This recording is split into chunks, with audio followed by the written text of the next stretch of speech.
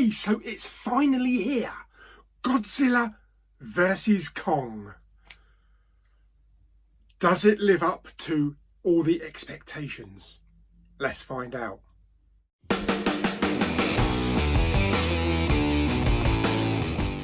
Okay, so after numerous delays because of the dreaded C word, we bypassed the cinema, unfortunately, and we have Godzilla versus Kong on the small screen. Now, this is the fourth in the Monsterverse films. After Godzilla 2014, we have Kong Skull Island and Godzilla King of the Monsters. And this is the most beautiful looking. This film is stunningly gorgeous in all of its majestic glory. The film stars Millie Bobby Brown. We also have Kyle Chandler back as again, not a big role for him this time. And we also have Alexander Skarsgård. That's correct, Pennywise's brother. Okay, so how do I describe this film? Because it is quite a sophisticated, brain-teasing movie. So basically you take Godzilla in one hand and you take Kong in the other and let them bash the shit out of each other. Yes, this film is a crowd pleaser on so many levels. For starters, the look of it. It is, like I say, it is absolutely gorgeous. Now, I got a chance to watch it in 4K HDR with a kicking Dolby Atmos track through iTunes on my Apple 4K TV. And this was just on another level. The detail in this film is so beautiful. And I've never noticed how much detail there is before on Godzilla and on Kong. Godzilla, up close and personal, every speck of his skin, every hair of Kong waved in the wind. It was just totally beautiful. It was just stunning to look at. The locations we go to. Also, this film kind of has a futuristic feel to it. Whereas it's really only set about 10 years after the events of Skull Island, it feels more technologically advanced, like it's set 30 or 40 years after. And because some of the technology that they use in the film is like, eh? But I'm not moaning about the technology, because the technology used in the film also looks amazing.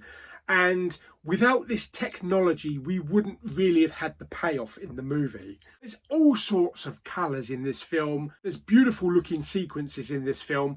Everything from Hong Kong with its bright neon lights, its purples, its pinks, which just explode on the screen. The bright colours and the bright neon effects that we get from certain pieces of technology.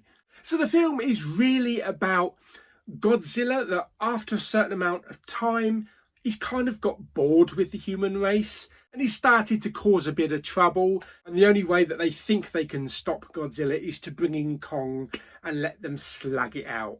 There's also this podcast sideline run by this guy, and Millie Bobby Brown gets involved. And there's also the kid from Deadpool 2, and this group kind of bring in the comic relief for the film. The battles are big. The scene from the trailer with Kong laying on this ship going across the sea, that whole sequence is stunning to look at, and it's so exciting to watch.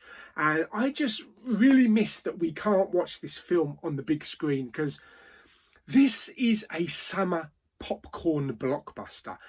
This takes me back to the days of Armageddon and Jurassic Park and Independence Day. You know, something that we'd all sit there in the cinema cheering, shouting, and just having a hell of a time. And because of what's happened in the world, unfortunately, we have to see it on the smaller screen. So I only hope that when cinemas reopen this coming May, hopefully they will give us at least an opportunity to go and see this film in the big screen, because I'll be there. Also, something missing from this film is 3D. This would make a fantastic 3D movie. This would probably be the best 3D movie of all of the Monsterverse movies. And there are scenes in this film that reminded me of the Universal Studios Kong adventure from back in the 90s. And these scenes would work brilliantly with a revamp of the Kong ride if they were ever to do it. So the orchestration is fantastic throughout the film. The choice of songs through the film is absolutely perfect. I love every single song choice through the film. The action is relentless. There's probably more action in this 2-hour movie than there is in the previous 3 films of the Monsterverse all combined. And the Dolby Atmos track was kicking, absolutely kicking. It was loud. The use of surrounds was immense. The scenes where Kong was close up, it's kind of like the end of my finger is like me, and that's Kong's mouth. And you imagine him roaring. It was everywhere, all around me.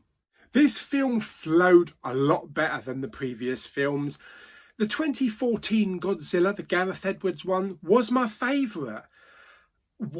Even though we didn't get to see a lot of Godzilla until like the end of the film. It was a big build up. Kong Skull Island was obviously all about Kong and our introduction into his little universe.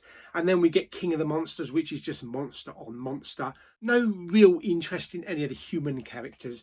But then we get this film, and it's a good balance because we get battle after battle, different monsters, different kinds of creatures, and we really get good human element in this. I followed the human characters in this and cared a little bit more about them than in any of the previous films. So yeah, for me, this was the perfect balance. Like I say, this is a proper summer popcorn blockbuster movie. And if we hadn't had the problems that we've been having the last year or so, if this was at the cinema in the summer, it definitely would have earned more than $1 billion, probably $1.5 billion. But I hope it does make its money back.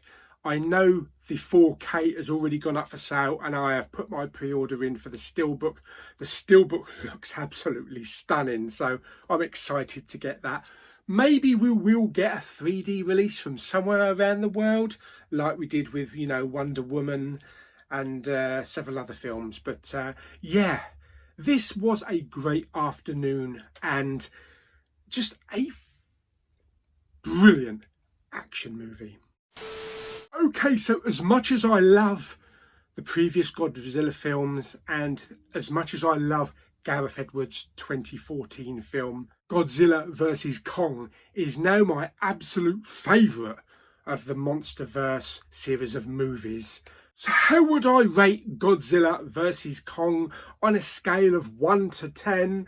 Well, I had so much fun with this. As I say, this is a summer popcorn blockbuster. I'm going to give it 9.5 out of 10 hairy monkeys. Yes, 9.5. This was just a perfect Godzilla and Kong movie. I couldn't have hoped for anything better, and I can't wait to rewatch it. So I hope you enjoyed my review of Godzilla vs. Kong. Did you like the film? Did you not like the film? Stick it down in the comments. Let's have a little chat, a little conversation about it. Which is your favourite of the 4 Monsterverse movie series? And don't forget to give the video some thumbs up, or give one Godzilla up and one Kong up. And I shall see you on the next video. Bye!